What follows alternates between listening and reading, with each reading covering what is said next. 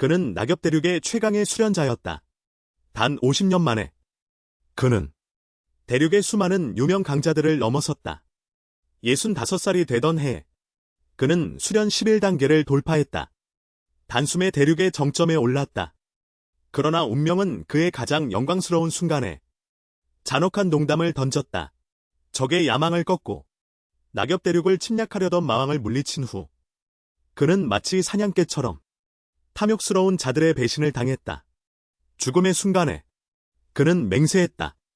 너희들 이 쓰레기들 하나씩 지옥의 가장 깊은 곳으로 끌고 가겠다. 그가 다시 눈을 떴을 때 주변의 모든 것이 낯설고 멀게 느껴졌다. 그는 멍하니 주변을 둘러보았다. 그러나 주변 사람들은 그를 보고 크게 웃었다. 엽가 대공자 정말 예민하네? 내 차례의 시험을 치르려니 기절하네? 그는 이제 엽가 대공자가 아니다. 엽가에서 쫓겨난 몸이다. 님 형 우리 시험이나 계속하자. 이 쓰레기 때문에 시간을 낭비하지 마. 우리가 기록을 깰 수 있는지 한번 보자. 그리고 림 형이라 불리는 그 남자는 바닥에 주저앉아 있는 그를 비웃으며 입가에 조소를 머금었다. 물론이지. 지금 당장 기록을 깨주마. 구경꾼들이 하나둘 흩어지자. 낯선 기억이 밀려왔다. 단숨에 그의 뇌리에 새겨졌다. 그는 비로소 깨달았다.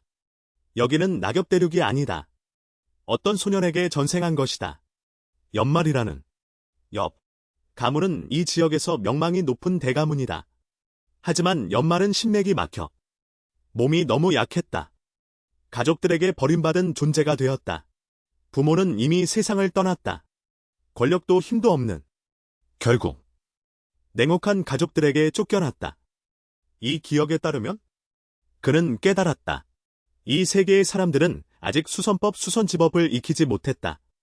그러나 낙엽 대륙에서 건너온 그는 오히려 연기령기를 흡수하는 방법을 알고 있었다. 수련하는 비법을 그가 주변의 연기령기를 계속 흡수하면서 그의 수련 수위 빠르게 향상되었다. 금방 수선 1제 수선 1중에 도달했다. 동시에 이 몸의 경맥 막힌 문제가 완전히 해결되었다. 그가 원래의 수선 11제, 수선 11중로 돌아갈 수 있다면 낙악대륙으로 강제로 돌아갈 수 있다. 그때 배신자들 한 명도 도망칠 수 없다. 지금 그는 우선 시험해 보기로 했다. 이 몸의 천재천부가 과연 어떻게 되는지. 그러나 그가 시험 장소에 도착했을 때 다시 한번 사람들의 멸시와 조롱을 받았다. 내가 시원한 데서 편히 있어라. 쓰레기 같은 놈이 시험할 필요가 있나. 게다가 너와 함께 시험하는 학교 기록 보유자. 림북문헌인데. 그는 웃었다. 수선자의 신체 조건이 평범한 사람보다 훨씬 뛰어났기 때문이다. 맑은 신호창 소리가 울리면서 림북은 바람처럼 달려나갔다. 속도가 너무 빨라 혀를 내둘렀다. 그러나 그는 그대로 서 있었다. 입가에 자신 있는 미소가 걸렸다. 3초를 주어도 어떻게 되나. 3초가 지나자 그는 활시위에서 벗어난 화살처럼 급속히 달려나갔다. 거의 신형을 확인할 수 없을 정도였다. 이 장면. 방금 전까지 그를 조롱하던 사람들의 눈이 휘둥그레졌다. 옆에 선생님도 믿지 못할 표정이었다. 눈 깜짝할 사이에 그는 림북을 넘어섰다. 다시 눈 깜짝할 사이에 그는 결승점에 도착했다. 선생님이 분노하면서도 더욱 놀라 입을 다물지 못했다. 연말 학생의 성적은 9,908초. 최신 기록을 세웠다. 그리고 그는 이 몸의 성과에 대해 만족했다. 모든 것은 시작일 뿐이다. 그는 다시금 그의 정점에 오를 것이다. 화장실에 도착한 후 그는 거울 속 자신의 모습을 보며 깊은 생각에 잠겼다. 만약 수선 11제, 수선 11중로 빠르게 돌아가려면 특수한 약재가 필요해. 하지만 그 약재 비용이 비싸. 원주인이 남긴 돈으로는 부족해.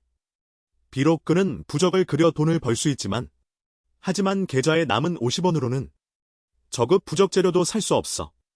그런데 바로 그때 임북도 화장실에 도착했어.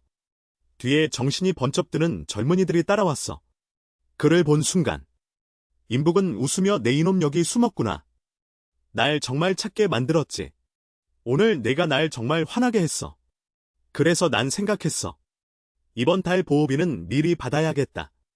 그들의 모습을 보며 그의 머릿속에 기억이 일부 되살아났어. 원주인은 항상 그들에게 협박당했어.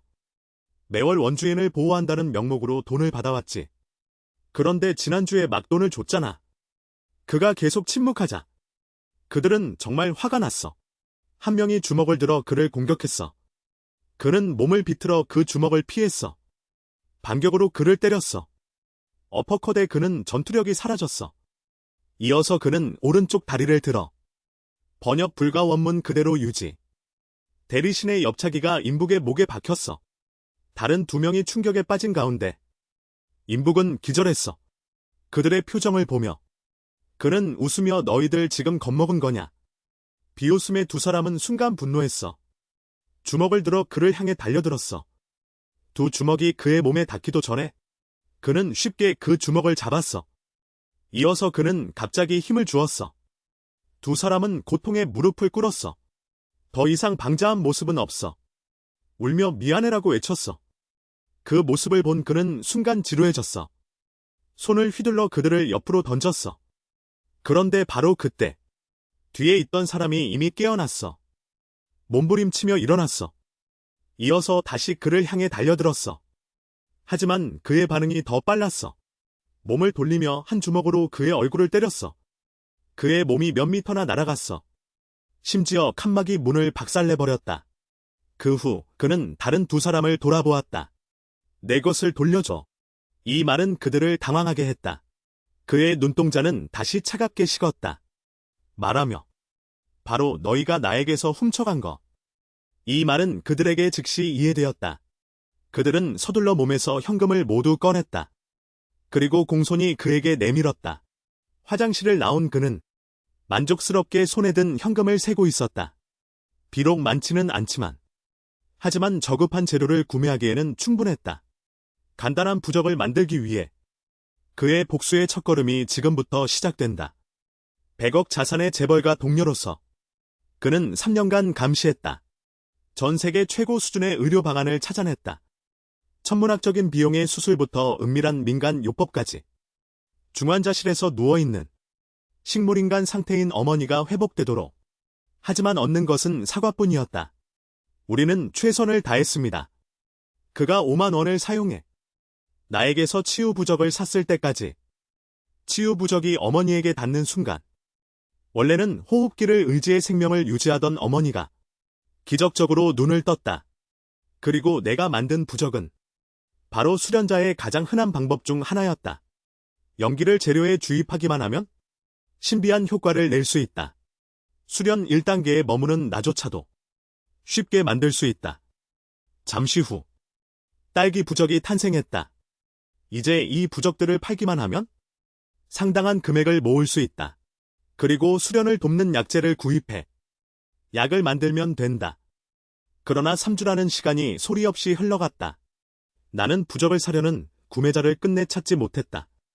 이 세계의 사람들은 이런 것들에 대해 깊은 의심의 눈초리를 보내고 있었다. 바로 그때 길가에 한 마리의 다리가 절뚝거리는 온몸에 상처가 난 개가 내 주의를 끌었다. 그 개는 몇 걸음 걷다가 갑자기 쓰러졌다.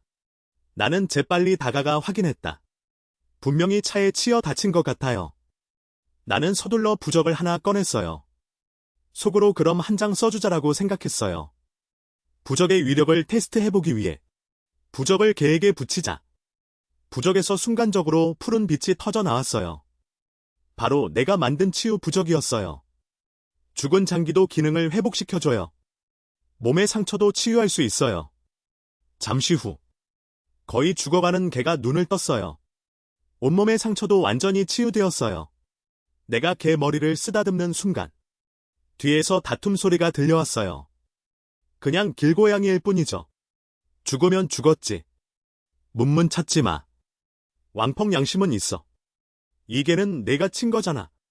하지만 두 사람이 상황을 확인하자 모두 순간적으로 멈칫했어요. 방금 그들이 친 작은 개가 내 품에 무사히 안겨 있었어요. 여자가 빠르게 내게 다가왔어요. 놀란 표정으로. 그가 차에 치여 온몸이 피투성이었는데 거의 죽을 뻔했어요. 어떻게 한 거예요? 나는 허리를 숙여 걔를 땅에 내려놨어요. 우연히 여자에게 손에 들고 있던 닝아이 병원 가방이 아마도 가족 중 누군가가 병이 났나 봐요. 이건 오히려 기회가 될 수 있죠. 나는 즉시 내가 만든 포획 부적을 꺼냈어요. 이걸 사용했어요라고 말했어요. 하지만 여자가 말하기 전에 남자가 뒤에서 나섰어요. 비웃으며 너는 그냥 사기꾼이야라고 말했어요. 문문그를 믿지 마. 어쩌면 이 개는 그가 고의로 길에 놓은 것일 수도 있어. 하지만 여자는 그를 무시했어요. 대신 나를 의심스러운 눈빛으로 돌아보았어요. 당신의 부적으로 식물인간을 구할 수 있나요? 물론 나는 순간 멈칫했어요. 식물인간은 정신이 손상된 상태예요. 하지만 정신부적으로 정신만 회복하면 문제를 해결할 수 있어요. 나는 즉시 앞에 남자를 밀쳐냈어요. 정신부적을 꺼내 여자 앞으로 걸어갔어요. 이건 정신회복 부적이에요. 식물인간 같은 병에 정말 효과가 좋아요. 사용법은 간단해요. 목표에 던지면 돼요. 그냥 나가면 돼요. 가격은 큰 거 2만, 작은 거 1만이에요. 내가 말을 마치자마자 여자는 망설임 없이 수표를 꺼내더군요. 5만 원 드릴게요. 이 부적들 다 사겠어요. 나는 한 손으로 수표를 받아 다른 한 손으로 손에 있던 부적을 여자에게 건네주며 노란 건 보호 부적이에요라고 말하며 빨간 건 화구 부적이에요라고 말하며 그냥 선물로 드릴게요. 하지만 이 두 부적을 영원히 사용하지 않길 바랍니다. 내 등을 바라보며 여자는 그때서야 정신을 차렸습니다. 서둘러 외치며 아직 당신의 이름을 모르겠어요라고 말했습니다. 나는 손을 흔들며 나는 야마기예요라고 말했습니다. 손에 있는 부적을 바라보며 여자의 표정은 점점 어두워졌습니다. 마음속으로 기도하며 이게 어머니에게 정말 효과가 있기를 바랍니다. 이제 나는 돈이 생겼습니다. 이제 정착할 곳을 찾아야 할 때예요. 그리고 수련을 돕는 약초를 찾아야 합니다. 그때 갑자기 내 곁에 있던 개가 갑자기 한쪽으로 있는 정원을 향해 짖기 시작했습니다. 나는 고개를 돌려보니 정원이 온통 연기로 감싸져 있는 걸 발견했습니다. 정원 안의 잔디밭에 은양초가 자라고 있었습니다. 한편 병원에서는 복을 들고 있는 수정은 아버지의 강한 불만을 받았습니다. 이게 몇 번째야? 미친 거 아냐? 이런 사기꾼의 물건을 믿어. 다음에는 무당을 불러야 하냐? 그 말들은 수정의 마음을 완전히 무너뜨렸습니다. 그는 분노하며 그럼 너늘라고 외쳤습니다. 너는 뭐 했어? 어머니가 혼수 상태일 때 몇 번이나 찾아봤어. 당시 더 좋은 병원으로 빨리 보내면 치료받을 수 있었어. 너는 내가 서명하는 걸 고대하고 있잖아. 그럼 너도 미망인이 될 수 있잖아. 그 여자는 이제 편하게 지내고 있겠지? 이 말들은 그의 아버지를 완전히 분노하게 했다. 그는 손을 높이 들어 올렸다. 딸에게 한 대 때려주려고 했다. 하지만 결국 그 높이 들어 올린 손은 내려오지 않았다. 결국 그는 한숨을 내쉬었다.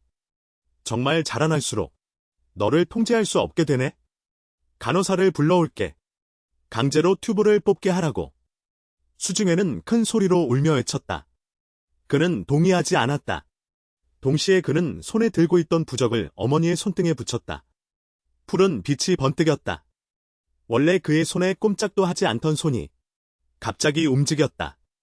병상에 누워있던 수중현의 어머니가 그를 애정 어린 눈으로 바라보고 있었다. 왜나 너 너무 말랐구나. 수중현은 믿기지 않는 표정이었다. 그리고는 어머니를 품에 안으며 크게 흥분했다. 수중현의 아버지는 역시 매우 흥분했다. 의사라고 소리쳤다. 내 아내가 깨어났다. 수중현이 마음을 진정시킨 후 그는 손에 들고 있던 부적을 떠올렸다. 하지만 원래 멀쩡하던 부적이 이제 재로 변하고 있었다. 분명히 복생이 한 것이다. 분명히 그다. 수중현은 눈가의 눈물을 부드럽게 닦았다. 마음속으로 맹세했다. 만약 그를 다시 볼 수 있다면 모든 것을 바쳐 그를 보답하겠다고. 마치 순진한 여학생처럼 보이는 내가 10여 명이 도끼를 든 불량배들에게 둘러싸인 순간 목에 대어진 칼날을 전혀 신경 쓰지 않고 울먹이며 목이 터져라 소리쳤다. 빨리 도망가라고. 얼마 전 수련의 경지를 더 빠르게 올리기 위해 나는 어쩔 수 없이 다시 시내에서 노점을 세웠다. 단지 돈을 모으기 위해, 약을 제조하는 데 필요한 재료를 사기 위해 나는 조용히 행동할 생각이었다. 하지만 결국 한 무리의 사람들에게 주목받고 말았다. 그렇다면 내가 한번 확인해볼까? 대체 누가 나를 이렇게 주목하는지. 나는 빠르게 노점을 정리하고 떠날 작정했다. 그러나 갑자기 뒤쪽에서 여학생의 목소리가 들려왔다. 최근 며칠 동안 학교에 안 보였어. 여기서 노점을 하고 있었구나.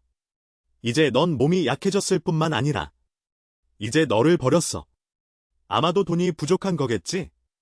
나는 그 소녀를 오랫동안 바라보았다. 그때서야 갑자기 그녀가 왕애인 걸 떠올렸다. 반에서 나랑 말을 걸어주는 몇 안 되는 사람 중 하나였지. 게다가 원주인에게 여러 번 돈을 빌려줬어.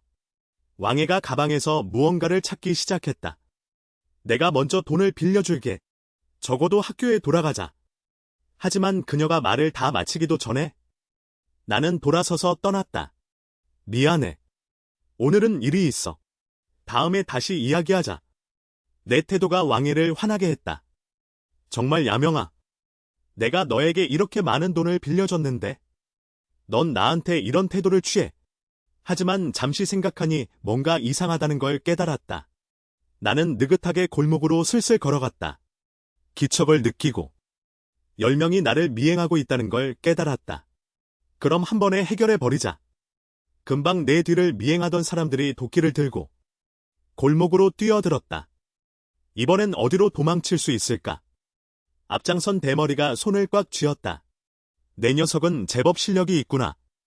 나는 태연하게 아무런 동요도 없었다. 너희들은 며칠 동안 나를 계속 감시했지. 대체 뭐가 목적이야? 누구의 지시를 받은 거야? 문헌 대머리가 입가를 비틀며 웃었다. 이런 재능 있는 가문을 건드렸으니 태연하게 여기서 노점을 하고 도끼를 팔 수 있을까? 내 녀석은 운명적으로 짧은 수명을 가진 거야. 그의 뒤에 있던 부하들도 따라 웃었다. 그대 집의 천금이 왜 이런 쓰레기를 좋아했는지. 하지만 넌 다음 생에나 누릴 수 있을 거야. 그 말을 듣고 나는 의심스러워졌다. 원주인의 기억 속에는 영가 영양과 결혼 약속이 있었다. 하지만 원주인이 몸이 약해져서 영가에서 제명당했고 결국 파혼당했다. 닌가가 내 목숨을 노리는 건가? 하지만 이건 써마우 이상해. 분명히 다른 누군가가 뒤에서 조종하고 있을 거야. 예상치 못한 건 왕인이 계속 몰래 나를 따라다니고 있었다니? 나를 이렇게 많은 사람들이 공격하는 걸 보고 그는 마음이 급해져서 즉시 휴대폰을 꺼내 경찰에 신고하려 했다. 하지만 전화가 연결되기도 전에 거대한 그림자가 그의 뒤에 나타났다. 예상치 못한 건 작은 야생 고양이가 따라왔어.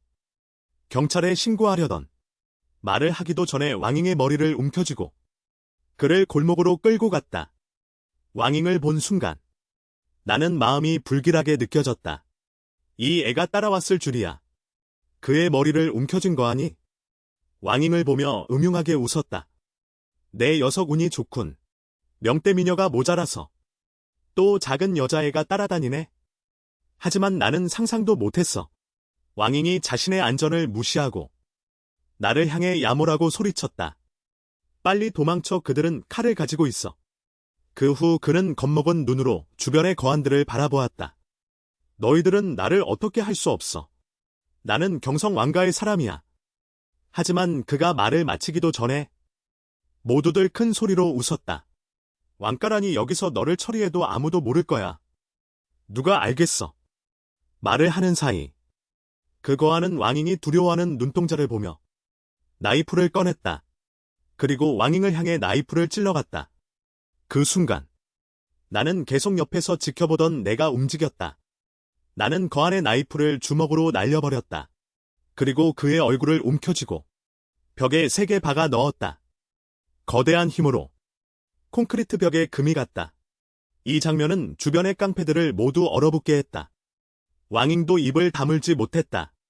짧은 순간에 원래는 흉폭한 10여 명의 남자들이 모두 바닥에 쓰러져 있었다. 나는 리더의 머리를 움켜쥐고 차갑게 묻는다. 내 정보를 어떻게 알았지? 정가인가 옆가인가. 내게는 3초의 시간이 있다 말을 정리해라. 대머리 남자가 아직 버둥거린다. 내가 그를 보내려던 순간 형님 손대지 마세요 하는 소리로 중단된다. 더 가면 상황이 달라진다. 고개를 돌려본다. 속으로는 이런 골치 아프다 한다. 감독관 앞에서 공연히 손을 대면? 설명할 수 없다. 내가 손을 대지 않으면? 이 사람들은 내 실력을 알게 될 테고. 결국 한숨을 쉬며 손을 놓는다. 달려온 감독관이 안도하며 숨을 내쉰다. 다행히 도착했다. 그렇지 않으면? 이 녀석이 무슨 짓을 할지 상상도 못한다. 어쨌든 이 많은 악당들을 쓰러뜨릴 수 있는 사람이 평범한 사람은 아니다. 남 감독관이 내 앞에 다가와 말한다. 나는 영애시 감독관 양춘설이다. 너희들이 우리와 함께 가서 진술만 하면 사건과 무관한 일들은 우리가 묻지 않는다. 하지만 그가 말을 마치자마자 뒤에서 낮은 남자의 목소리가 들려온다. 내가 더 늦었으면 너희들은 용의자를 도망치게 했겠지. 그 학생, 너는 고의적 상해죄와 폭행죄에 연루되었다. 우리는 법에 따라 너를 구금할 것이다. 말을 하며 체포영장을 내 얼굴에 들이민다. 내 주변의 네트워크가 크게 차이난다. 내가 무슨 헛소리를 하는 거냐? 분명히 그들이 우리를 해치려 했어. 그 남자가 웃는다. 내가 본 건 너희들이 평범한 사람들을 손발이 부러질 때까지 때리는 거였다. 중년 남자의 태도가 양춘설을 분노하게 한다. 앞으로 다가가 그의 옷깃을 낚아챈다. 왕이 내가 눈이 멀었냐? 그 사람들이 어떤 사람들인지 모르냐? 왕위의 표정도 차갑게 식는다. 내가 하는 말의 의미를 잘 알고 있다. 게다가 언제부터 내가 이 3급 감독관을 의심할 자격이 있냐? 믿어 이 감독관 복장을 벗게 해줄까? 이 말. 원래는 기세등등하던 양춘설이 일제히 현재 나는 나섰다. 내가 너희와 간다. 하지만 나는 이렇게 하는데도 내 계획이 있다. 지금 확실한 건 누군가가 나를 골탕 먹이려 한다는 거. 이 뒤에 있는 독사를 처리하지 않으면 나는 절대 수련할 수 없다. 왕래인은 주름진 옷깃을 두드리며 웃었다. 이 죄수는 정말 순순히 협조하는군. 나는 천천히 그에게 다가갔다. 네가 나를 동창이라고 부르는 이유를 모르지만 넌 그 사람의 하수 중 하나일 테지. 내 주인 대신 나를 여기서 처리하려는 거냐? 왕래인은 약간 불안했지만 겉으로는 여전히 태연하게 행동했다. 내 말뜻을 모르겠다. 어쨌든 나와 함께 가자. 그를 스쳐 지나간 나는 손에는 갑자기 단추가 쥐어져 있었다. 다음에 다시 만날 때 내가 떼어내는 건 단추가 아닐 거야. 왕래인은 후회로 가득했다. 손속의 단추가 그의 목에서 온 것 때문이었기 때문이다. 이 일로 인해 구치소 안 한 사람이 감방 문 앞에 앉아 있었다. 감방 문 앞에 갑자기 한 그림자가 나타났다. 곧 보내주겠다. 윗분들의 명령은 그를 죽이라는 것. 그 말을 들은 인사이드 사람은 갑자기 책을 덮었다. 차갑게 알았다고 대답했다. 그 남자는 특이한 취미가 있었다. 바로 살아있는 사람의 이빨을 모으는 것. 그는 집게를 들고 17번째 희생자의 입속으로 천천히 손을 넣었다. 여자의 입을 벌린 채 다음에 뽑을 이빨을 신중하게 골랐다. 여자의 비명은 처절하게 울려 퍼졌다. 하지만 그의 행동은 조금도 막을 수 없었다. 얼마 전 나는 혼자 번개 같은 기세로 10여 명의 악명 높은 마약상들을 쓰러뜨렸다. 하지만 뇌물을 받은 감독관들은 나를 감옥에 넣었다. 더욱 예상치 못한 것은 내가 특수한 감방에 배치된 것이었다. 나는 순간 불길한 예감이 들었다. 혹시 나를 고문하려는 건가? 과연 감방 안에는 한 사람이 앉아 있었다. 그는 천천히 손에 들고 있던 잎을 닫았다. 진성이가 말했다. 이렇게 오랜 세월 동안 나는 평범한 인간에게 손대지 않는 원칙을 지켰다. 평범한 인간은 나에게 너무 약하기 때문이다. 나는 주전에게 부탁을 받았다. 오늘은 여기서 내 생을 마무리하겠다. 말이 끝나기도 전에 그의 전신에 희미한 연기가 감돌았다. 호랑이가 산에서 내려오는 듯한 모습으로 나에게 달려들었다.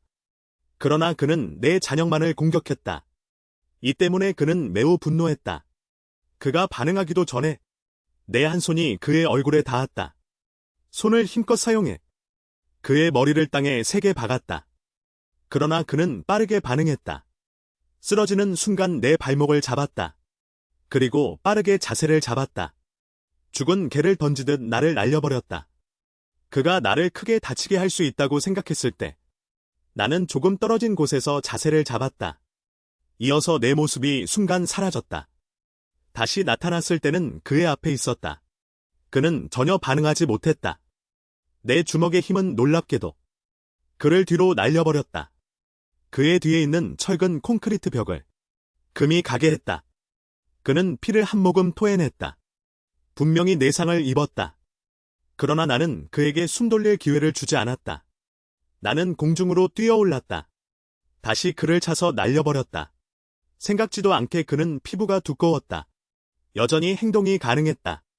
그는 주먹을 쥐고 다시 나에게 달려들었다. 몸을 비틀어 그 주먹을 피한 후 손을 들어 그의 배를 세게 때렸다. 그의 거대한 몸은 다시 날려갔다. 땅에 세게 떨어졌다.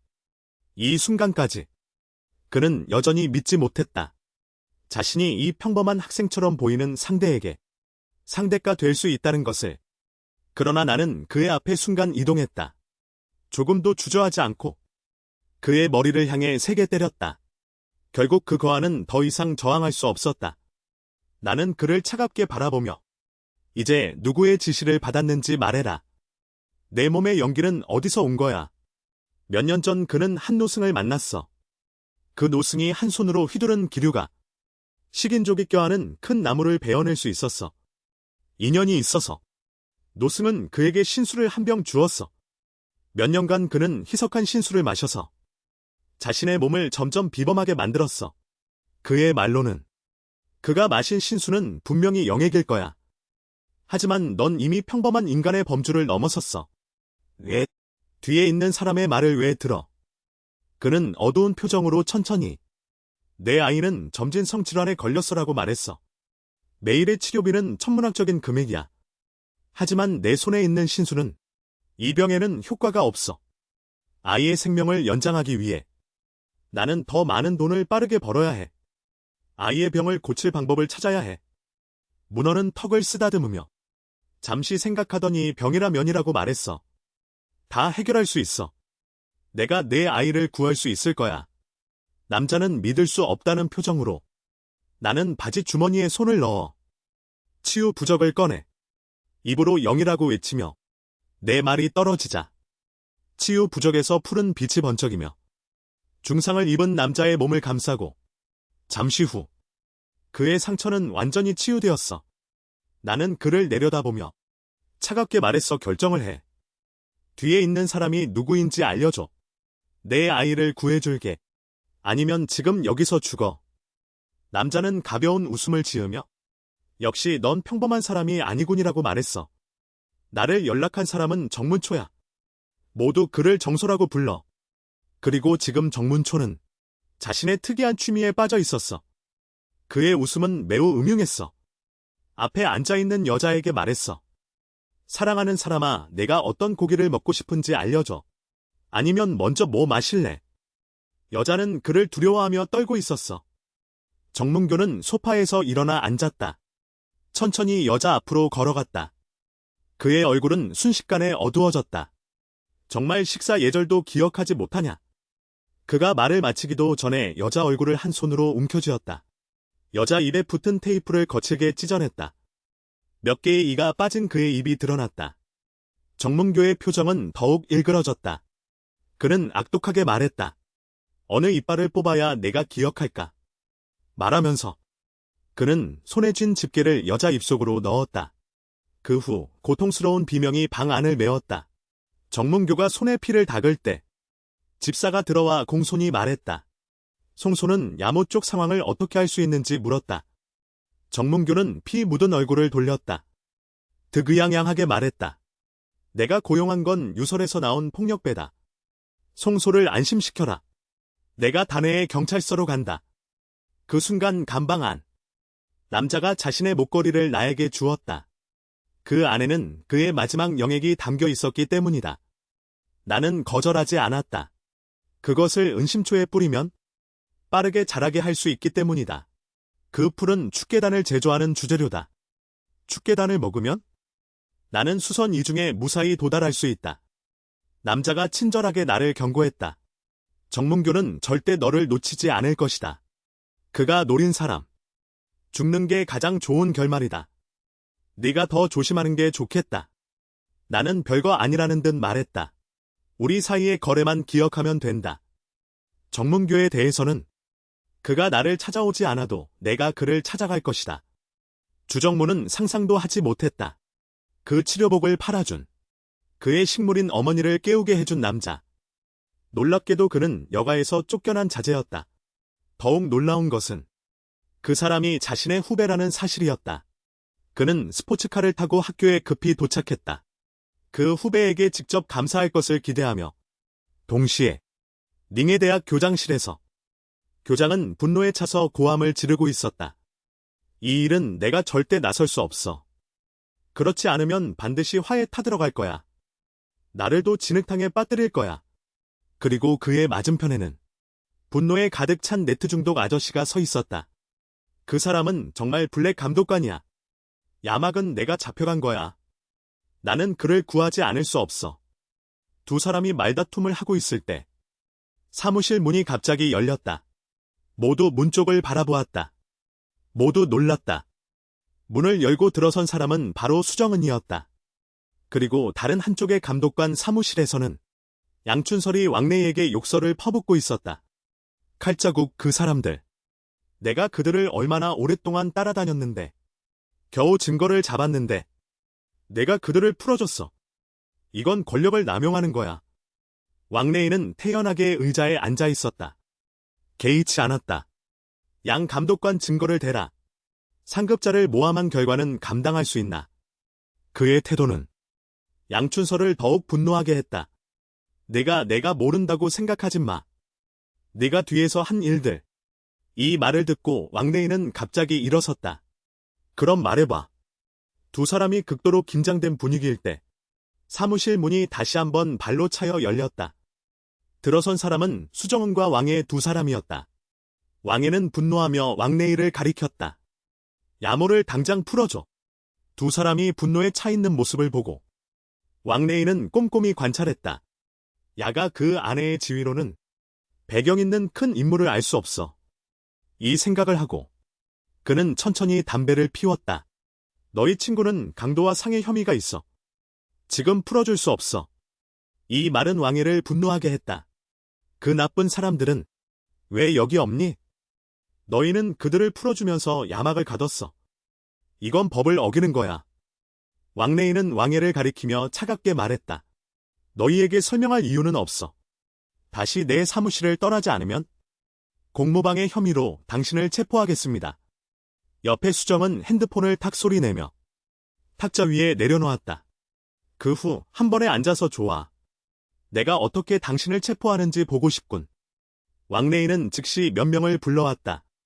차갑게 웃으며 의심한다. 너희들이 그 강도와 공범이라는 것. 지금 공식적으로 너희들을 체포한다. 그리고 양춘가상 의도적 범죄자 은닉. 정직을 받아야 한다. 들어오는 몇 명의 감독관을 보며 수정은 조금도 당황하지 않고 이렇게 쉽게 죄를 매기는 것을 너희들의 경국장은 묻지 않는 건가? 왕래이가 웃었다. 크게 웃으며 이 아가씨. 국가 공무원을 모욕하면 죄가 더해질 거야. 1등급이야. 주정도 웃었다. 내가 들은 바로는 그 사람들은 왕 감독관에게 많은 혜택을 줬다고. 그 야망의 신. 나도 돈으로 해결할 수 있을까?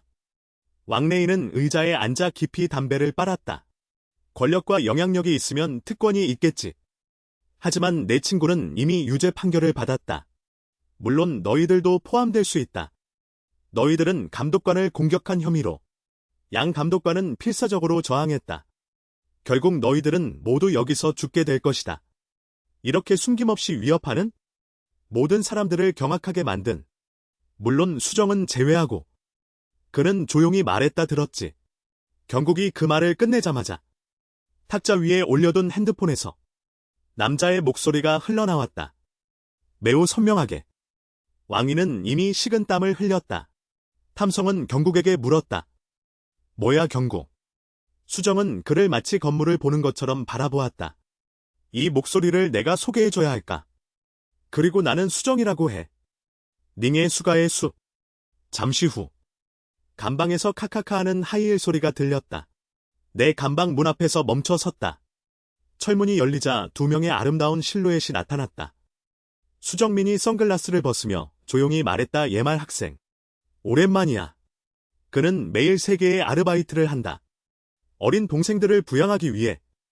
이제 동생들은 모두 정장 차림으로 성공한 사업가들이다. 하지만 그는 몇 년간 고된 노동으로 얼굴빛이 누렇게 탈색되었다. 주변 사람들은 그를 노처녀라고 부른다. 더욱 충격적인 것은 동생이 대낮에 그를 아무도 관심 없는 불량품이라고 조롱했다. 그 순간 여자의 마음은 마치 수천 개의 바늘에 동시에 찔린 것 같았다. 눈물은 눈동자 속에서 맴돌았다. 하지만 그녀는 눈물을 참았다. 방금 전 수정민이 나를 감옥에서 구해냈다. 자유를 되찾은 나는 즉시 모든 저축을 털어 단약 제조에 필요한 재료를 구입했다. 재료가 단로에서 서서히 융합되자 드디어 내가 갈망하던 단약이 완성되었다. 단약을 삼킨 순간 공기 중 떠다니는 연기가 마치 어떤 소환을 받은 것처럼 내 몸으로 서서히 모여들었다. 드디어 나는 수련의 2단계에 도달했다. 내 모습은 순간적으로 사라져 다음 순간 문 앞에 나타났다. 원래 나는 수련 2단계에 도달해야만 사용할 수 있는 그림자 기술을. 이 기술을 습득한 나는 총알도 나를 해치지 못한다. 하지만 이번 단약 제조로 주전이가 준 모든 영액을 다 소비했다.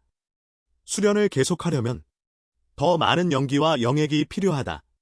주전이가 말하기로는 유설진에 영천이 있을 가능성이 높다고. 하지만 유설진은 외국에 있다. 정식 루트로 가면 너무 눈에 띈다. 주전이가 소개한 유설진의 수수료는 터무니없이 비싸다. 내 계좌에는 고작 80원뿐이다. 절대 충분하지 않다. 내가 돈 때문에 고민할 때 친구가 TV에서 방송된 미용 주사 광고가 내 주의를 끌었다. 수인 미용 주사.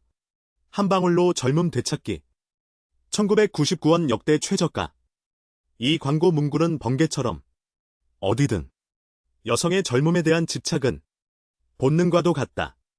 그렇다면 곧 열리는 파티. 어쩌면 자금 조달에 좋은 기회일지도. 5시간 전. 출소 후 나는 수진문과 저녁을 함께했다. 예상치 못한 것은 그녀가 정혜씨의 수의원 딸이라는 것. 그래서 그녀가 나를 감옥에서 구해낼 수 있었다. 식사 중 정문은 나에게 요청을 했다. 어머니가 깨어난 것을 축하하기 위해 내일 밤 큰 파티를 열기로 했다. 그녀는 내가 게스트로 참석하기를 바랐다. 해가 지고 수인 빌딩의 파티장 안은 시끄럽다. 나는 직접 정성껏 만든 약을 들고 있다. 약속 시간까지 정확히 도착한 이 약의 이름은 축연단이다. 이곳의 사람들은 부자거나 고위층이다. 내가 34g을 팔아치우기만 하면 출국에 필요한 자금을 마련할 수 있다. 수진문과 그녀의 어머니는 파티의 주인공으로 바쁘게 움직이고 있다. 바로 그때 정문이 삼촌과 삼촌댁이 다가왔다. 그들은 가식적인 미소를 지으며 입에서 나오는 말은 견디기 어렵다. 정문도 이제 이 나이인데 가족을 위해 생각해보지 않는 것 같아. 큰언니가 나이 때문에 노처녀가 된 거잖아. 지금까지도 시집을 못 갔어. 지금 가족을 위해 기여하려 해도 기회가 없어. 진무는 어두운 표정이었다. 하지만 한마디도 하지 않았다. 정무는 지지 않고 반박했다. 외할머니는 일찍 돌아가셨는데 큰언니가 너희들을 돌보기 위해 젊은 시절에 노쇠해졌을 리가. 그런데 너희들은 그녀를 이렇게 대했어. 하지만 삼촌은 개의치 않았다.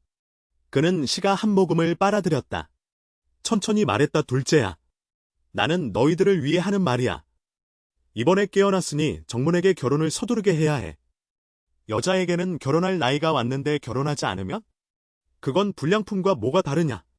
내가 본 왕 가문은 괜찮아. 정윤을 시집 보내면 될 거야. 이 말이 나오자 갑자기 정윤의 어머니가 기침을 하며 화를 내기 시작했다. 큰 고모는 고개를 끄덕이며 말했다. 정유는 아마 자신의 생각이 있을 거야. 하지만 예상치 못한 것은 삼촌이 비웃으며 말했다. 이 나이에 이런 생각이 있다면 그건 이기적인 행동이야. 그가 말을 마치자마자 한 사람이 다가왔다. 이분. 불량품이라는 단어를 상업 분야에서 이런 성과를 낸 여성에게 정말 무식하고 웃기다. 맞은 삼촌은 즉시 보안 요원을 불러 나를 내보내려 했다. 하지만 정유는 내 앞에 서며 이 사람은 야막이야. 어머니를 깨운 귀한 손님이야. 휠체어에 앉아있는 정윤의 어머니. 도 즉시 내 손을 꼭 잡으며 그 부적은 내가 정윤에게 팔아준 거였구나. 정말 고마워. 나는 겸손하게 웃으며 아니에요 고모님이라고 말했다. 하지만 삼촌은 손수건을 꺼내 코를 막으며 경멸하는 표정으로 부적이라니라며 정윤 내가 사기꾼을 만난 거 아니야. 내 어머니가 깨어난 건 의학 덕분이야. 귀신 같은 게 아니라. 이 모습을 보고 나는 더 이상 숨기지 않았다. 주변 사람들을 바라보며 크게 말했다. 자신을 소개할 필요가 있겠다. 나는 시간과 가치에 대해 깊이 연구한 사람이다. 동시에 수총적 협력자이기도 해. 말하며 나는 손의 상자를 앞으로 가져왔다. 이 상자 안의 물건이 여러분에게 답을 줄 거야. 나는 천천히 큰 고모 앞으로 걸어갔다. 웃으며 말했다. 이분. 작은 도움을 주실 수 있나요? 이 나무 상자 안의 주연단을 복용해주세요. 나는 정윤을 집으로 보내는 차에 태웠다. 고개를 돌리니 내가 구한 길고양이가 칼에 찔려 피바다에 고정되어 있었다. 더 놀라운 건 전화로 수정윤의 목소리가 들려왔다. 우엽의 목소리를 봉인하라는 지시를 받았다. 정문조는 웃으며 그의 얼굴을 수술칼로 가벼이 긋는다. 내 시간은 40분뿐이야. 1분만 늦으면 전인애가 보게 해줄게. 수의원의 딸이 어떻게 조각품으로 만들어지는지 방금 전에 보았어. 수정윤의 큰 고모가 늙어서 보석이 빛이 바랜다고 조롱당하는 걸. 나는 손에 들린 주안단을 들고 그의 앞으로 걸어갔다. 이 나무 상자 안에 주안단을 먹어라. 그 약은 내게 청춘을 다시 돌려줄 거야. 그러나 그는 망설였다. 수정윤은 그 모습을 보고 빠르게 다가왔다. 케이는 내 협력자야. 그를 믿어. 내가 먹어볼게. 하지만 그가 말을 마치기도 전에 큰 고모가 갑자기 손을 뻗어 내 손에서 주안단을 낚아채고 망설임 없이 입에 넣었다. 잠시 후 큰 고모의 몸에는 변화가 없었다. 옆에 큰 삼촌은 그 모습을 보고 즉시 비웃었다. 내가 말했잖아. 이 녀석이 사기꾼이라고. 아직도 큰일인 척하는 거냐. 그러나 그가 말을 마치자마자 큰 고모의 몸에는 천지개벽 같은 변화가 일어났다. 그녀의 온몸이 흐릿한 연기로 감싸였다. 모습은 마치 30대 여성처럼 변했다. 그녀는 거울 속에 자신을 응시했다. 얼굴 가득 행복한 표정이었다. 마음속으로 젊음은 정말 좋구나 하고 중얼거렸다. 현장에 있던 사람들은 이유 없이 충격에 빠졌다. 반응이 빠른 사람들은 즉시 내 팔을 잡고 이 약 한 알에 얼마야?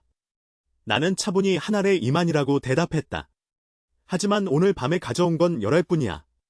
내가 말을 마치자마자 5만 원부터 가격이 오르기 시작했다. 10만 원에 몇 알이나 필요해. 이 장면은 수정윤의 큰 삼촌의 마음을 다시 살려냈다. 만약 이 주안단의 대리권을 얻을 수 있다면 그 파산한 회사가 다시 일어설 수 있을지도 몰라. 하지만 누군가가 먼저 나섰어. 예씨. 우리 황가그룹이 200만 원을 투자하겠습니다. 대리권을 사겠습니다. 이어서 또 다른 사람이 소리쳤다. 우리 임시 그룹이 1000만 원을 제시하겠습니다. 수경문의 큰 숙부가 이 모습을 보고 급히 일어섰다. 얼굴에 다시 그 가식적인 미소가 걸렸다. 예씨, 제가 1500만 원의 대리권을 사겠습니다. 이후 수익을 37로 나눌까요? 내가 7, 내가 3이야. 웃음이 터질 뻔했어. 그는 급히 고개를 저으며 아니요, 아니요, 아니요 했다. 내가 7, 내가 3이야. 어쨌든 우리 주 가문의 유통망이. 그가 말을 다 마치기도 전에 수진문에게 말을 끊겼다. 주 가문의 유통망이 남아있나요? 지난주에 외할머니가 남긴 회사를 담보로 장기불에 넣었잖아. 8억을 잃었잖아. 은행의 채권 추심 전화가 여기까지 왔어.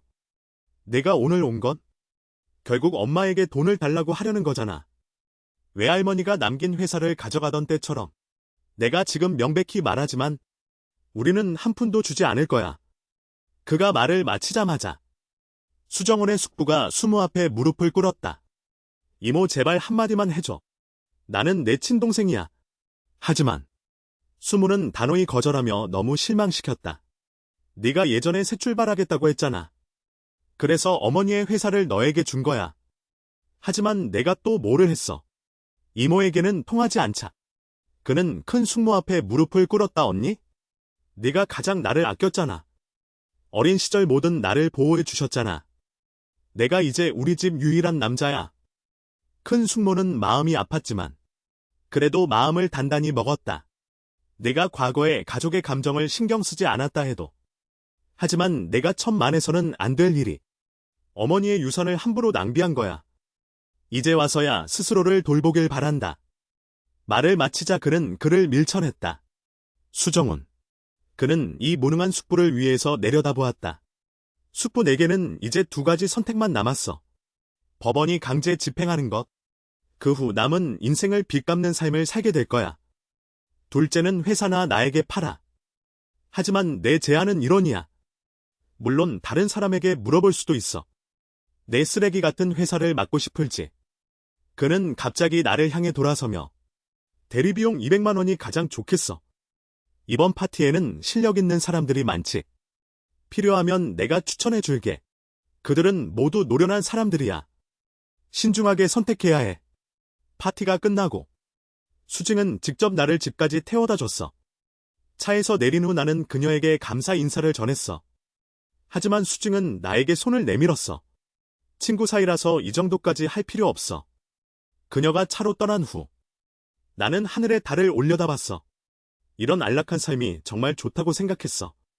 나는 바로 열쇠를 꺼내 문을 열었어. 하지만 눈에 들어온 것은 피의 흔적이었어. 며칠 전 길거리에서 치료한 개가 긴 칼에 박혀 있었어. 이 광경에 나는 순간 눈이 빨개졌어. 나는 부상당한 개에게 빠르게 달려갔어. 몸을 숙여 꼼꼼히 확인했어. 다행히 개는 숨을 쉬고 있었어. 나는 바로 품에서 한 장을 꺼내 치유 부적을 그의 몸에 붙였어. 내가 개를 치료하는 데 집중하고 있을 때 천장 위에서 오랫동안 숨어있던 암살자가 참지 못하고 빛나는 칼을 휘두르며 나를 향해 달려들었어. 칼이 나를 스칠 순간 나는 몸을 날려 암살자의 칼이 허공을 가르는 일이었어. 암살자가 멍청해하는 사이 나는 빠르게 몸을 돌리고 그의 머리를 발로 힘껏 차버렸어. 이 광경에 방 안의 다른 암살자들은 모두 당황했어. 나는 부드럽게 내가 치료한 개를 바닥에 내려놨어. 다른 사람들을 차갑게 바라보며 너희들은 함께 덤벼들거나 차례로 죽으러 올 거냐. 이런 노골적인 도발에 암살자들은 순간 분노했어. 그들은 칼을 들고 분노하며 나에게 달려들었어. 나는 몸을 비틀어 그 앞장선 자의 칼을 피했다. 이어 손가락을 뻗었다. 그 자의 머리를 단숨에 누르자 길을 땅으로 강하게 내몰았다. 눈 깜짝할 사이에 두 번째 자도 내 앞에 돌진했다. 그의 칼레이를 유연하게 피했다. 이어서 그의 팔 관절에 주먹을 강타했다. 뼈 부러지는 소리가 귀를 썩게 했다. 하지만 나는 그를 그냥 내버려 두지 않았다. 한 손이 철제 집게처럼 그의 목을 움켜쥐었다. 그를 쉽게 들어올렸다. 동시에 손을 힘껏 썼다. 그의 목은 부러진 마른 가지처럼 비틀어져 한쪽으로 꺾였다. 이 광경에 남은 암살자들은 공포에 사로잡혔다. 그들은 칼을 내던지고 주머니에서 권총을 꺼냈다. 망설임 없이 나를 향해 방아쇠를 당겼다. 하지만 구름부 운임부를 다스리는 나는 총알이 나에게는 위협이 되지 않았다. 눈 깜짝할 사이에 나는 그들의 앞으로 돌진했다. 그리고 다른 한편 정문조는 손에 맞는 도구를 고르고 있었다. 결국 그는 날카로운 수술칼을 골랐다. 거의 미쳐버린 듯한 표정으로 5발로 묶인 여자에게 시선을 고정했다. 묶인 여자는 바로 나를 방금 전에 집까지 데려다준 수정윤이었다. 정문조는 작은 물고기를 잡았다고 생각했다. 그런데 놀랍게도 영애시에 모든 남자가 꿈꾸는 여자였다. 그는 말하면서 한 손으로 칼을 떨고 있는 수정윤에게 겨누었다. 그런데 바로 그 순간 그의 휴대폰이 갑자기 울렸다. 전화를 받자마자 그는 서둘러 물었다. 다 끝냈나? 야막 그 자식은 죽이지 않았나?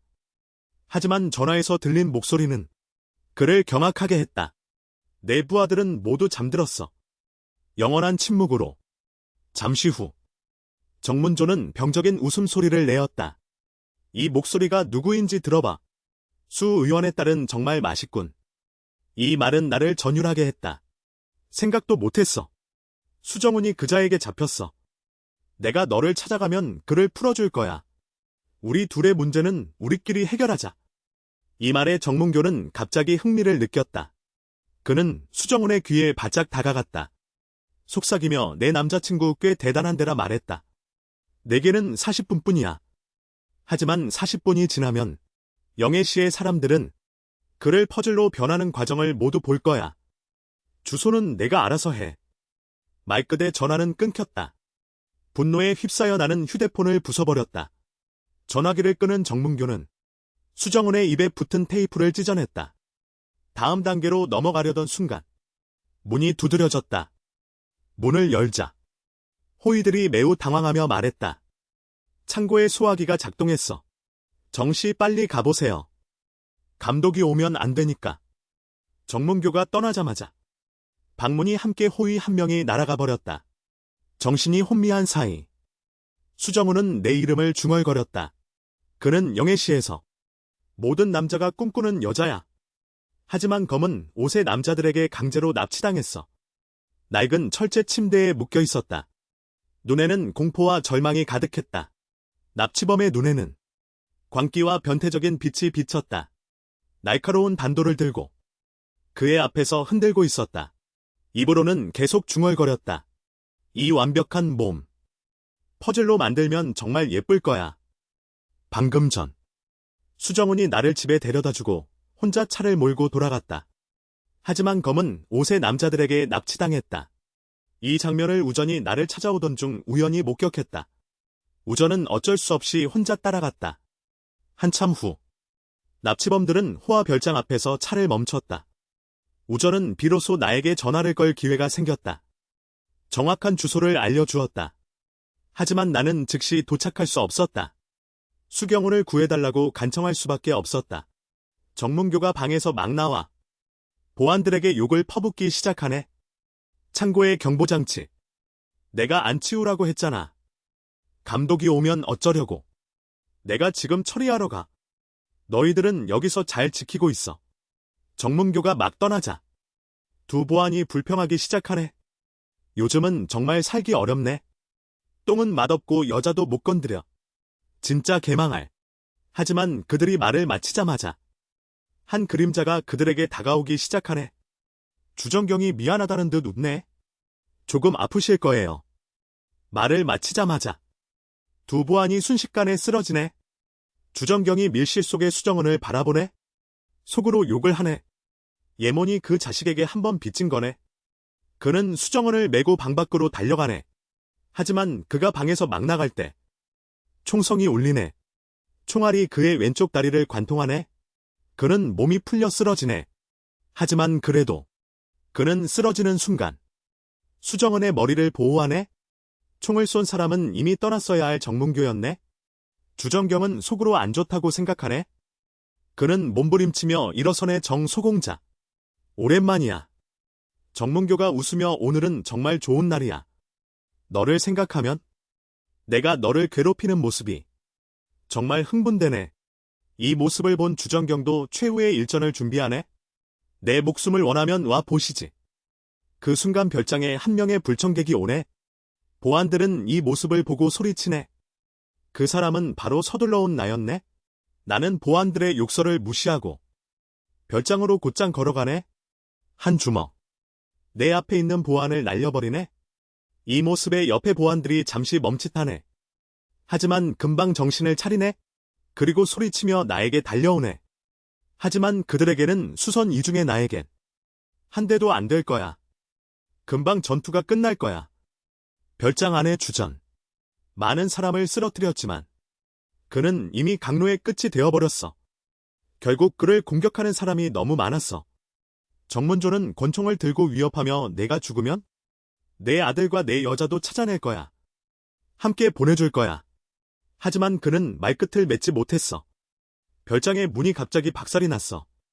내 눈은 붉게 물들며 정문조를 노려봤어. 그리고 주변의 상처투성이인 주전을 바라보았다. 손을 뻗어 치유 부적을 던져줬어.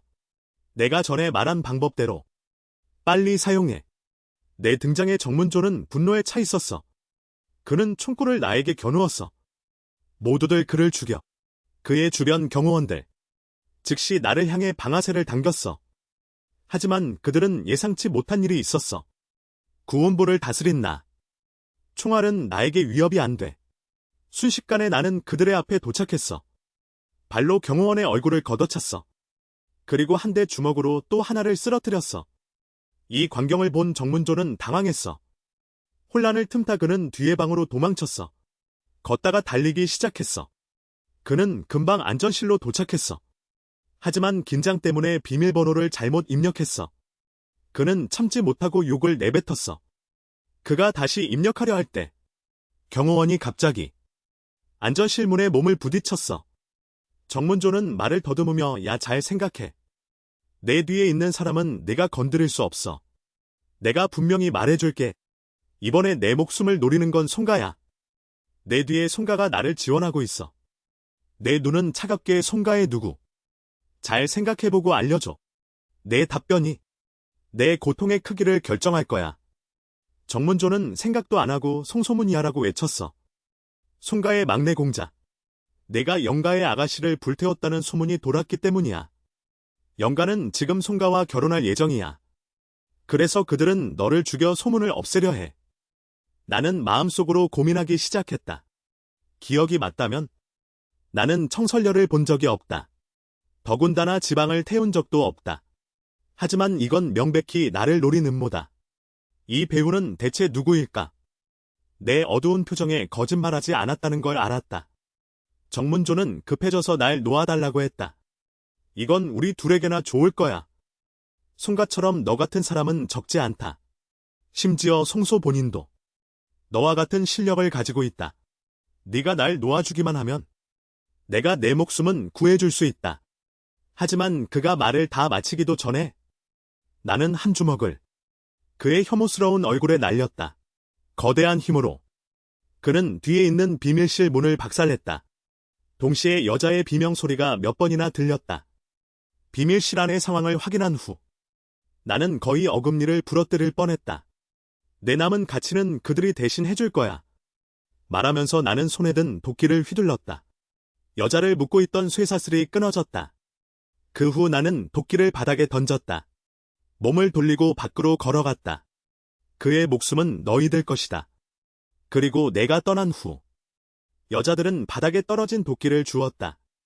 그들의 얼굴에는 눈물이 흘렀다. 표정은 점점 일그러졌다. 천천히 정문교를 향해 걸어갔다. 대청으로 돌아온 나는 수정윤에게 치유서를 붙였다. 그 후 나는 한쪽의 소파에 앉았다. 주전에게 너는 빨리 떠나라고 말했다. 나는 이미 경찰에 신고했다. 주전은 나를 바라보았다. 잠시 침묵한 후 물었다. 다음에 어떻게 할 거냐고. 나는 표정에 냉기를 띠며 송소문에게 조사하겠다고 말했다. 그리고 그를 완전히 처리하겠다고. 내가 수정윤을 구출한 지 며칠 후 그는 선물을 보내기만 한 게 아니라 초대장을 함께 보냈다. 나는 즉시 전화를 걸어 확인했다. 수정윤은 전화 너머로 미소를 지었다. 이번 연회는 주가에서 주최하는 거야. 게다가 내가 반드시 참석해야 할 이유가 있다. 주가는 닝해에서 가장 큰 의학 그룹을 장악하고 있다. 우리가 참석할 수 있다면 주연 단주연단의 미래 발전에 큰 도움이 될 것이다. 그리고 내전 약혼녀도 참석할 거야. 그 말을 듣고 나는 순간 당황했다. 네가 말하는 건 닌가 저가의 영예령 청설인가? 얼마 후 나는 수정문 소정문과 함께 연회 현장에 도착했다. 연회에 참석한 사람들은 닝의 저해를 흔드는 것이 불가능한 상계의 거물들이다. 주정문 이내 곁에서 조용히 말했다. 너도 명문가 출신이잖아. 명문가의 힘이 얼마나 큰지 모르는 거야. 님과 저가의 친척이라는 타이틀만으로도 이 사람들은 서로 달려들어 달라붙을 거야. 하물며 오늘 온 건 님과의 영의 청김인데. 그 순간 연회장의 문이 천천히 열렸다. 앞장서는 사람은 단발의 깔끔한 중년 여성이었다. 그 뒤를 바짝 따라오는 건 긴 머리를 휘날리는 소녀였다. 그 소녀를 본 순간 나는 날카롭게 눈치챘다. 그녀의 몸에서 연기가 흐르고 있다는 걸. 그리고 그 두 사람은 주가의 가주주나 주나와 닌가의 영의 청김청설 영청설이었다. 수정문 소정문이 급히 앞으로 나가 인사했다. 주나 도 정중하게 답했다. 몇 마디 인사 후 수정문 소정문이 추겸단을 하나 꺼냈다. 어머니를 대신해 주희에게 우리 회사의 최신 추견단을 가져왔어요. 주희의 청춘이 영원히 지속되길 바랍니다. 추견단을 본 순간 주나의 얼굴에 놀라움의 기색이 스쳤다. 주변의 손님들도 모두 충격적인 시선으로 바라보았다. 최근 추견단이 매우 인기 있는, 가격이 하늘을 찌를 정도로 치솟았기 때문이다. 이미 가격은 있지만 구할 수 없는 수준에 도달했다. 그 옆에 저청설도 추견단을 눈깔도 깜빡이지 않고 바라보고 있었다. 주나가 추견단을 손에 들고 꼼꼼히 살펴보았다. 이 품질은 이미 임단의 경지에 근접했다. 게다가 제조자의 단단은 이조의 리조의가 이미 극히 높은 경지에 도달했다. 단약계의 대사들은 모두 본 적이 있다. 이 약은 어떤 대가의 손에서 나온 것일까? 수진무는 몸을 한쪽으로 비켜주었다. 나를 내보내며 주인은 이 약은 내 협력자의 친구가 직접 만든 것이다. 나는 정중하게 주희라고 불렀다. 그리고 자기소개를 했다. 주나와 닝청설은 내 이름을 듣고 모두 잊었다. 하지만 주나는 금방 반응하며 효도라고. 내가 야막이구나. 내가 이렇게 컸을 줄이야. 내가 어릴 때는 내가 안아준 적도 있단다. 더 생각지도 못했어. 이 약이 내가 만든 거라니. 엽가는 정말 눈치가 없구나. 이 말은 옆에 닝청설을 매우 불편하게 했다. 그녀는 주나의 말을 끊었다. 이 기술은 가문에서 아무 쓸모가 없어. 가문은 수양을 중시해. 그렇지 않으면 당신의 수준으로 이미 닌가의 외성 장로가 될 수 있었어. 지금 그의 신분으로 이 기술을 가진 건 그저 무용지물일 뿐이야. 그리고 닝청설의 말에서 내 마음속 의문도 답을 얻었다. 내가 예상한 대로 가문은 과연 이미 수선 방법을 터득했구나. 주나는 내가 침묵하는 것을 보고 즉시 물었다. 내 스승이 누구인지 아느냐? 그 말을 듣고 나는 표정에 그림자가 드리웠다. 머릿속에 갑자기 한 인물이 떠올랐다. 하지만 나는 금방 감정을 다스렸다. 그리고 미소 지으며 나는 그냥 연습 삼아 하는 거야. 스승은 없어. 그런데 물어보고 싶은 게 있어. 하지만 내가 말을 다 마치기 전에 한 목소리가 나를 끊으며 주일 생일 축하해. 안경 쓴 청년 한 명이 천천히 걸어왔다. 오는 사람을 보고 주나는 미소 지으며 소문이라고. 네가 왔구나. 주나가 청년을 부른 것을 듣고 나는 마음이 한순간 혹시 그가 주소문인가? 나를 뒤에서 괴롭히던 사람. 그리고 소문이라고 불린 청년은 큰 소리로 말했다. 주일 생일. 내가 뭐라 해도 와야 해. 그렇지 않으면 청설이 나를 원망할 거야. 말하며 그는 옆에 수정문에게 시선을 돌렸다. 주나가 그를 소개해줬어. 이분은 수가의 영의 수정은 소정문이에요. 남자가 수정문에게 손을 내밀며 인사했어. 수양 소저절은 송소문이라 합니다. 하지만 그가 내민 손을 내가 단숨에 잡았어. 송소공자소의 대명을 오래전부터 들었습니다. 저는 야막이에요. 제가 이렇게 한 이유는 정문교가 말했기 때문이에요. 송소문은 수선자라고요. 수선자들은 연기를 숨기죠. 파동으로 실력을 숨기고요. 하지만 경맥의 연기는 숨길 수 없죠. 제 연기가 상대의 경맥에 들어가기만 하면 수선자인지 아닌지 판단할 수 있어요. 제 연기가 상대의 몸속으로 서서히 들어갈 때 나는 놀랍게도 발견했어. 그의 경맥에는 연기가 전혀 없었어. 즉, 송소문은 수선자가 아니었어. 비록 호문호문의 첫 번째 미녀라는 빛을 받고 있지만 밤마다 연기 반사반사의 시골시골 같은 고통을 견디고 있어. 그가 급히 경계를 올리려 했기 때문이야. 자신의 몸과 잘 맞지 않는 수련 공법을 선택했어. 그 공법은 그에게 의심할 여지 없이 사명서 최명부가 되었어. 방금 전 내가 송소문의 손을 잡았어. 수정훈에게 내미는 제 연기가 맑은 시내처럼 그의 몸속으로 서서히 들어갈 때 나는 놀랍게도 발견했어. 그의 경맥 속에서 연기의 파동이 전혀 없었어. 이는 송소문이 수선자가 아니라는 걸 의미해. 아마도 제가 힘을 너무 세게 준 건지. 송소문은 급히 손을 빼내어 손목을 문질렀어. 시 옆선생라고 속삭였어. 만나서 반가워요. 이 장면은 내 마음의 의욕으로 가득 차게 했어. 그는 수선자가 아니었어. 게다가 제 이름을 듣고도 살기살기 한 점도 내보이지 않았어. 혹시 제게 진짜 해를 끼칠 사람은 그가 아니었나? 연회가 서서히 진행되면서 한 노인이 집사처럼 보이며 큰 소리로 말했어. 주가주가 여러분들을 위해 정성껏 무도회를 준비했어요. 모두 춤추는 곳으로 이동해주세요. 사람들은 그 말을 듣고 일어나 각자 춤 상대를 찾았어. 금방 춤추는 곳에서 부드러운 음악이 울려 퍼졌어. 모두 춤을 추고 있다. 하지만 나는 여전히 전에 품었던 의혹에 잠겨 있었다. 어쩌면 정문조가 나를 속인 것일지도 모른다. 하지만 그는 왜 이런 범죄를 저지른 걸까? 이 순간의 수정문.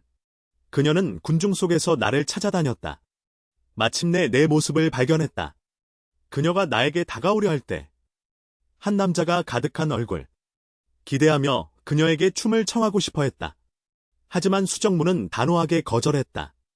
그 남자의 동료는 상황을 보고 소곤거리며 저건수가 수가의 영예야라고 말했다. 누구나 쉽게 접근할 수 있는 사람이 아니라고. 이 몇 년간 그녀를 거절당한 남자들은 셀 수 없이 많다. 반가의 대공자마저 거절당했다. 게다가 이 몇 년간 그녀가 남자를 적극적으로 접근한 적은 없었다. 그러나 그가 말을 끝내기도 전에 믿기 어려운 일이 벌어졌다. 심지어 정청설 저청설마저도 모르게 고개를 돌렸다. 수정문이 빠르게 나에게 다가왔다. 그리고 나에게 한 손을 내밀었다. 부드러운 목소리로 말했다. 나와 함께 춤을 추어줄 수 있나요? 이 순간에 연회장 밖. 송소문 이 자신의 차 앞으로 왔다. 주변의 보안들에게 지시했다. 누구도 접근하지 말라고. 보안들은 빠르게 흩어졌다. 멀지 않은 곳에서 차를 바라보며 소곤거리며 매번 외출할 때마다 이렇게 사람들을 물리친다고 말했다. 모두. 그리고 몽가우드와 함께 차 안에 혼자 있다. 대체 무슨 일을 하는지 알 수 없다. 듣기로는 송소의 몽가우드로 선택된 사람들은 모두 이상해진다. 결국 가족도 알아보지 못한다. 이 순간 송소문과 그의 몽가우드가 차 안에 앉아있다. 다음 순간 송소문의 얼굴에 선명한 손바닥 자국이 남았다. 이 바보야. 청설 앞에서 다른 여자의 손을 잡다니. 맞은 송소문은 연신 사과했다. 조금도 반박하지 못했다. 그의 곁에 있는 몽가우드가 손가락에 낀 반지를 돌렸다. 반지 속에서 가벼운 연기가 스며나왔다. 그 후 그의 얼굴 근육이 천천히 꿈틀거렸다. 순식간에 송소문의 모습으로 변했다. 그의 얼굴은 극도로 차갑게 변했다. 만약 네가 나에게 조금이나마 쓸모가 있지 않았다면 넌 이미 죽었을 거야. 만약 이 정도 일도 못하면 죽는 게 덜 고통스럽기를 빌어라. 원래 그는 진짜 송소문이었다. 잠시 후 그는 가짜와 같은 옷을 입고 차에서 내렸다. 가짜는 그에게 완전히 묶여 있었다. 그가 연회장에 들어선 후 그는 다시 그 특유의 미소를 지었다. 하지만 그의 시선은 춤추는 무대로 끌렸다. 춤추는 무대 중앙에는 수정윤과 내가 춤을 추고 있었다. 수정윤의 얼굴은 약간 붉게 물들었다. 약간의 부끄러움과 함께 내가 춤을 잘 추는 줄이야. 여기는 무도회야. 무도회에 어울리는 행동을 해야 해. 그래야 주가에게 우리 주연단을 추천할 수 있어. 나는 약간의 부끄러움을 느꼈다. 다행히 원주인이 여가에서 교양물을 배웠어. 그리고 지금 내가 수련 2단계의 경지에 도달했으니 신체의 조화력이 크게 향상되었어. 그렇지 않으면 정말 창피했을 거야. 옆에 준하가 영청설에게 농담을 걸었다. 야막이 춤을 이렇게 잘 추는 줄이야. 왜 내가 전에 발견하지 못했니? 영청설은 고개를 한쪽으로 돌렸다. 거만하게 말했다. 춤을 잘 춘다고 뭐가 달라져. 결국 평범한 사람이잖아. 그의 행동에 준하가 흥미를 느꼈다. 방금 전 내가 정말 집중해서 보고 있었지. 그 후 송소문을 돌아보았다. 네가 정말 야막을 모르는 거야. 송소문은 가볍게 웃으며 말했다. 물론이지. 오늘이 우리 첫 만남이야. 준하의 표정은 복잡해졌다. 천천히 말했다. 송가의 천리안으로도 아내의 출신을 알 수 없다니? 송소문은 웃으며 말했다. 영예는 주의 영역이야. 내가 감히 어떤 행동을 할 수 있겠어. 너희 가문의 수단에 관심 없어. 하지만 야막단도 야말단도의 재능은 매우 높다. 하지만 나는 단도에게 한 알의 씨앗을 남기고 싶다. 앞으로 그의 일은 내가 방치하지 않을 것이다. 이 말은 송소문의 얼굴을 갑자기 변하게 만들었다. 그 늙은 할멈이 감히 나를 협박하다니. 만약 닝칭슈의 저청설의 얼굴만 아니었으면 이미 너를 처리했을 것이다. 그리고 옆에 닝칭슈의 저청설. 손님들의 수군거림을 듣고 얼굴은 점점 어두워졌다. 수중엔 소정문과 춤추는 남자애는 야막이라 한다. 금성야가 김성야가의 아내다. 듣기로는 닝칭슈의 저청설과 결혼 약속이 있었다고 한다. 지금으로서는 닝칭슈의 저청설과 그 뒤에 있는 닝가 저가에 매달리는 수밖에 없다. 비로소 반격할 기회가 있을 것이다. 그는 분명히 닝칭슈의 저청설에 매달리고 싶을 것이다. 이를 통해 다시 시야로 돌아갈 것이다. 그렇지 않으면 어떻게 여기 올 수 있을까? 여기까지 들은 닝칭슈의 저청설. 손 속의 와인잔을 갑자기 탁자 위에 내려놓았다.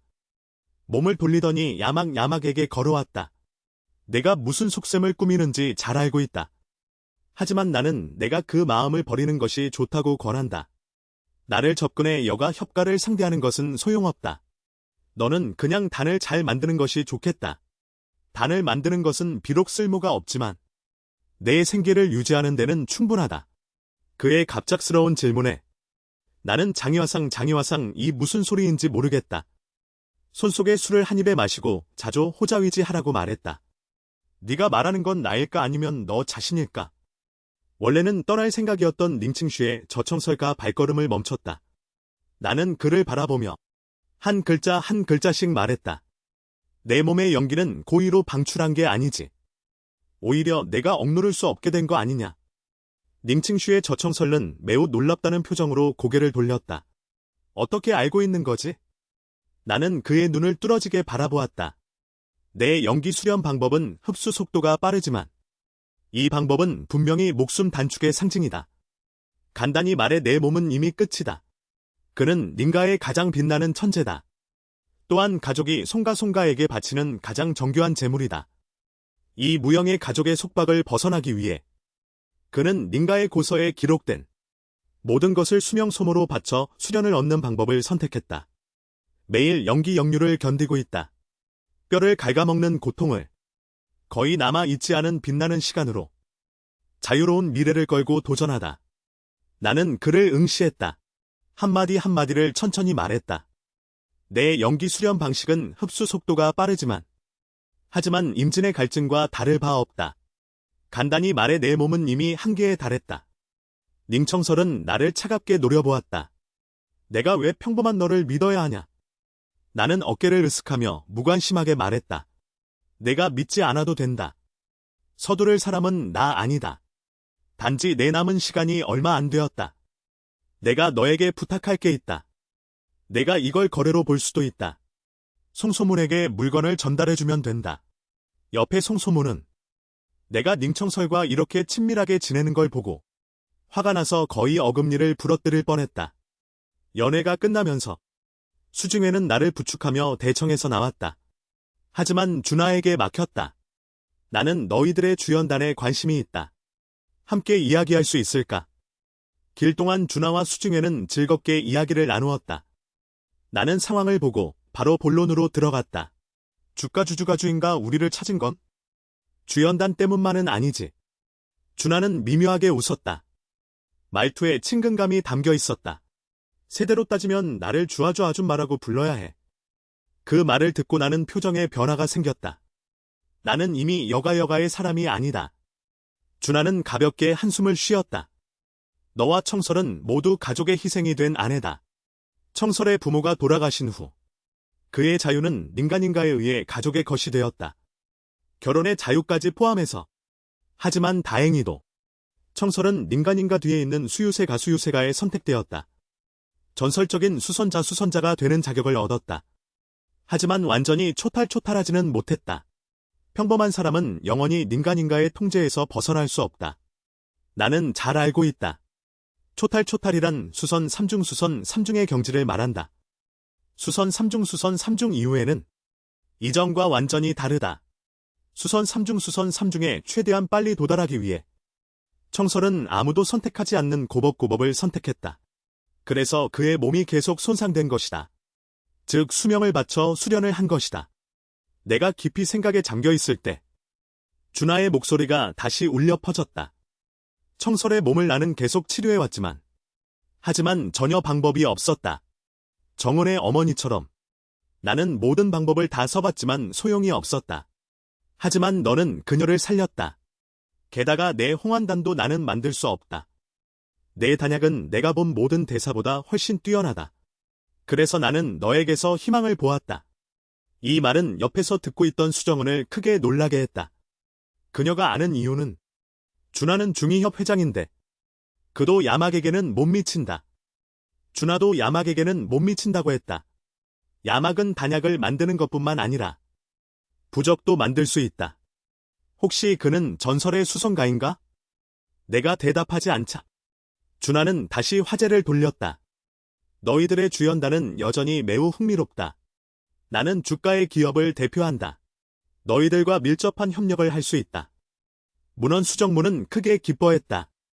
준하가 보호해주니 우리 주연단의 수익이 최소한 10배는 될 것이다. 수납은 그를 작은 돈벌레라고 놀리며 이어서 말했다. 나는 야묵에게 바란다. 네가 기회가 되면 청설을 구해주길. 그는 사실 마음속이 매우 부드럽고 민감한 사람이다. 예전에 파혼할 때 그는 나를 잠시나마 저항하기도 했다. 순간 말문이 막혔다. 바로 그 순간 송소문이가 다가왔다. 그는 여전히 트레이드마크 같은 미소를 지은 채 준하에게 인사하고 내 앞에 와서 오늘 야씨를 만나니 처음부터 친근감이 느껴진다고 말했다. 다음에 야씨를 만나는 것을 기대하겠다. 말을 하며 그는 나에게 손을 내밀었다. 나도 손을 내밀어 그와 악수했다. 하지만 그의 손을 잡는 순간 내 마음이 갑자기 떨렸다. 그의 몸속에 전기련기가 있었다. 송소문이가 차로 돌아가는 순간 경비원이 공손히 말했다. 방금 영양이 사람을 시켜 선물을 보냈다. 차 좌석에 두었다. 예상치 못했어. 상자 안에는 종이나비 한 마리가 들어있었다. 그는 상자를 아무렇게나 가짜에게 던졌다. 그 후 다시 반지를 돌렸다. 반지에서 퍼져나온 연기가 그의 주변을 감쌌다. 눈 깜짝할 사이에 내 모습으로 변했다. 터나인 일 메잉닝 킹쇼킬 유 위드 허운 핸즈. 하지만 그는 알아차리지 못했다. 그 종이나비는 반짝이는 빛을 발하고 있었다. 바로 내가 특별히 만든 추적 장치였다. 지도를 따라 나는 한 빌딩의 옥상으로 왔다. 바로 송가의 자산이었다. 그럼 이제 내 차례다. 닝 킹쇼가 유일한 가족이 납치당하는 것을 목격했을 때 그의 동공이 갑자기 수축했다. 마음속의 사리가 더 이상 억누를 수 없었다. 그 이유는 화면 속에 바로 그가 퇴원했던 남자였다. 조나가 집으로 돌아왔다. 정성스럽게 다양한 영직을 점검하고 있었다. 3개월 후에 수선자 대회를 위해 준비 중이었다. 갑자기 그는 예리하게 눈치챘다. 등 뒤에서 기의 동요가 느껴졌다. 방문객이 천천히 모습을 드러냈다. 놀랍게도 승려 같은 수선자였다. 과연 백초문의 천재답다. 비록 지금 중상을 입고 경지가 떨어졌지만 이 영작은 여전히 예전과 다름없다. 방문객이 자신을 알고 있는 것뿐만 아니라 기세로 보아 자신과 뒤지지 않는 것 같았다. 조나는 마음이 불안했지만 누구세요? 우리 집에 왜 들어왔나요? 그 승려가 두 손을 모으고 불호 소리를 외치며 말했다. 조시주. 마음이 불안하군. 도망칠 생각인가? 그 승려가 말을 마치자마자 다른 쪽에서 또 다른 통통한 승려가 나타났다. 사자도 토끼를 잡을 때 힘껏 한다며. 조시주는 지금 실력이 10분의 1도 안 되지만 만약을 대비해 우리가 형제라서 함께 덤벼야 한다. 조나는 예상치 못했다. 두 명의 수선자가 동시에 찾아올 줄이야. 그는 겉으로는 침착한 척했다. 두 분 스승님 오늘 찾아오신 이유는 무엇을 원하시는 건가요? 뚱보스님은 미미하게 웃었다. 오늘 호위무사는 주 시주님께서 우리와 함께 가시길 청합니다. 시주님께서 저희를 곤란하게 하지 말아주시길 바랍니다. 스님의 얼굴에는 음양 형제가 스쳐 지나갔다. 그와 무슨 쓸데없는 말을 하냐. 그냥 사지를 무력화하고 데려가면 된다. 두 사람이 말하는 사이 준하가 빠르게 손을 뻗었다. 정면의 식물에 연기를 주입했다. 그 식물은 퍽 소리와 함께 연연한 연기를 내뿜었다. 두 스님은 이 모습을 보고 급히 입과 코를 막았다. 이 연기에는 분명 독이 포함되어 있다. 준하는 이미 독을 무력화할 수 있는 녹청초를 입에 물고 있었다. 이 독을 내뿜는 식물은 그가 정성껏 키운 패왕화였다. 그 독은 코끼리 한 마리를 기절시킬 수 있다. 준하는 두 스님이 이미 기절했다고 생각했다. 이 기회를 틈타 이곳에서 도망칠 생각을 하고 있을 때 그의 뒤에 갑자기 강력한 기세가 느껴졌다. 순식간에 독을 흩어놓았다. 거대한 그림자가 천천히 나타났다. 준하를 단단히 움켜쥐었다. 오는 사람은 복록을 들고 천천히 걸어왔다. 준하는 매우 충격에 빠졌다. 입에서 튀어나온 말은 이건 은법이다. 너는 은문 사람이다. 그러나 그가 오는 사람의 얼굴을 확인하자 그는 눈을 동그랗게 떴다. 오는 사람은 나를 닮은 송소문이었다. 그리고 나는 추적부적의 지도를 따라 이미 송소문의 거처에 잠입했다. 추적부적은 한방 문 앞에 멈춰 섰다. 그 방 안에는 송소문의 대역이 있었다. 자신의 경험을 회상하며 마음속에는 분노가 치밀었다. 그러나 바로 그 순간 그의 뒤에 목소리가 들렸다. 너는 대체 누구냐? 그는 깜짝 놀랐다.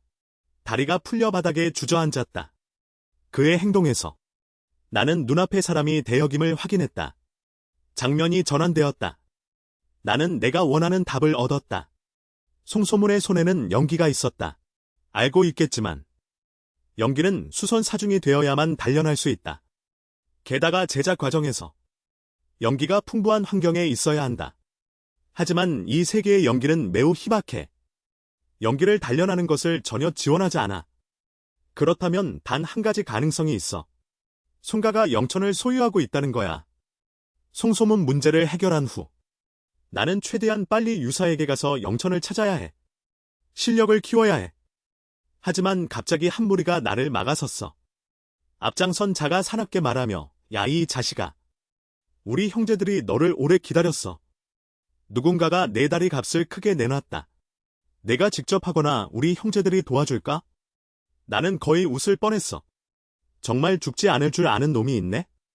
앞장선 자는 자신이 업신여김을 당했음을 알고 즉시 부하들에게 공격하라고 명령했어. 하지만 가장 앞에 돌진한 두 명은 순간 끊어진 연처럼 날아와 쓰러졌어. 10여 명이 눈 깜짝할 사이에 내가 때려 눕혔어. 다음 날 아침 청설은 사람들을 이끌고 준하 실종 현장에 도착했어. 경비원이 어젯밤에 감시 카메라 영상을 찾아냈어. 감시 카메라에 따르면 그 무리는 새벽 1시쯤 들어왔어. 그리고 옥상 유리 정원에서 주가주와 충돌이 있었어. 그중 한 사람의 얼굴은 감시 카메라에 선명하게 기록되었어. 청설이 감시 카메라 속 사람의 얼굴을 확인하자 얼굴이 크게 변했어. 바로 어제 연회에서 본 나였어. 그는 금방 내 집으로 차를 몰고 왔어. 눈동자도 점점 음침해졌어. 하지만 막 정원으로 들어섰을 때 붕대를 감은 남자가 그를 막아섰어. 청설의 눈동자가 가라앉았어. 더욱 확신했어. 그의 작은 이모를 공격한 사람이 바로 나라는 걸. 너희들은 여모의 부하들이지. 그를 만나게 해줘. 붕대를 감고 있는 그 남자. 그를 정심으로 정원으로 초대했어. 그리고 나는 지금 정원의 의자에 편안히 누워 있었어.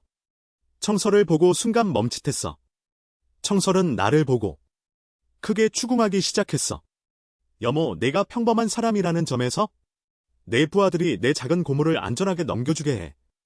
이 일로 리가워즈는 안 할게. 그 말을 듣고 나는 누워있던 소파에서 일어섰다. 대체 무슨 말을 하는 거야? 닝청서가 내 가슴을 가리키며 물었다. 내 작은 고모를 납치한 건 대체 무슨 의도야? 내 표정도 차갑게 식었다.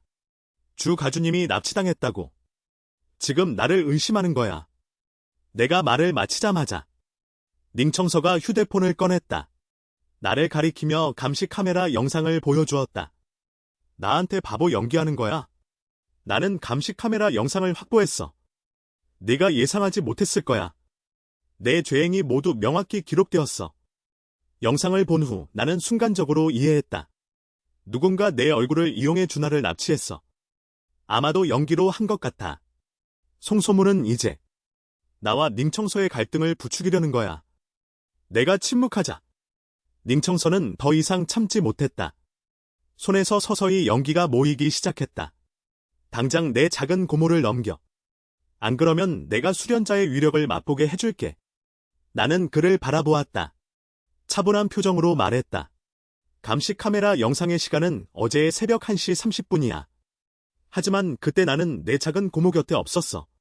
내가 믿지 않을 거라는 건 알아. 하지만 송소문이 보낸 이 사람들은 나를 위해 증언해줄 수 있어. 닝청서는 순간 멈칫했다. 이 사람들은 내 부하들이 아니었어라고 물었다. 그 말을 듣고 내 곁에 남자가 급히 휴대폰을 꺼냈다. 어제 송소문이 우리에게 예소에게 우리 집으로 차를 마시러 오라고 했다. 이건 나와 송소문과의 채팅 기록이야. 우리가 증명할 수 있어.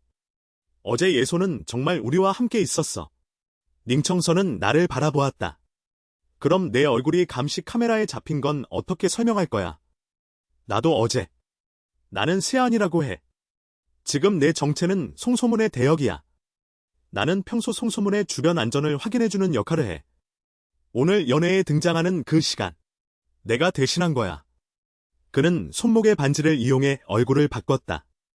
부하로 변장해 내 곁에 따라다녔다.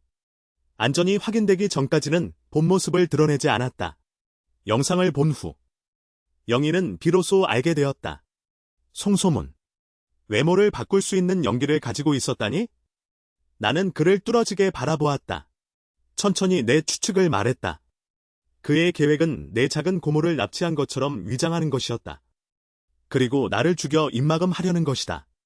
내 작은 고모의 일을 모두 나에게 뒤집어 씌우려는 것이다.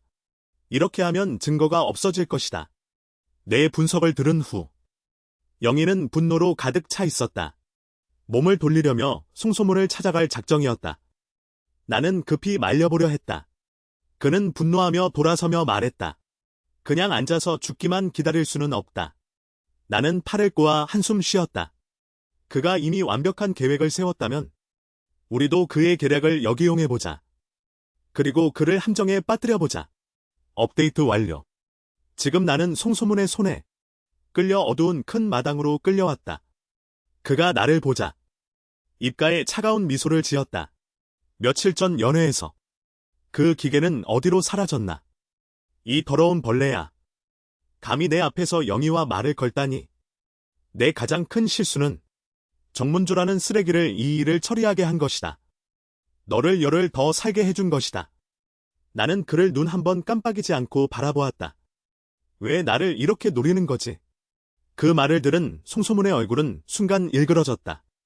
내가 이 쓰레기 같은 놈이 영희의 남편이라는 건 내 인생의 오점이다.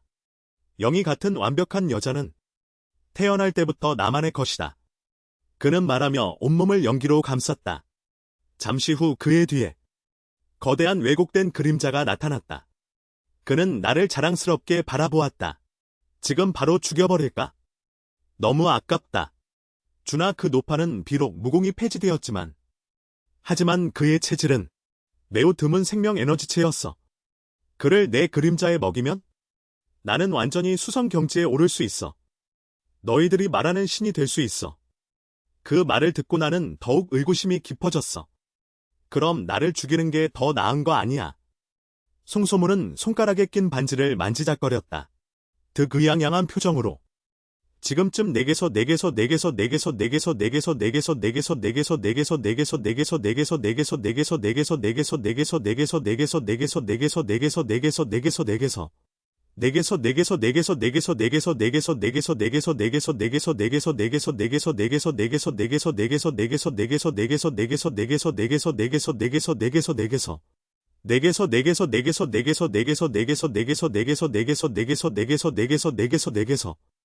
나는 당신을 죽이고 싶어.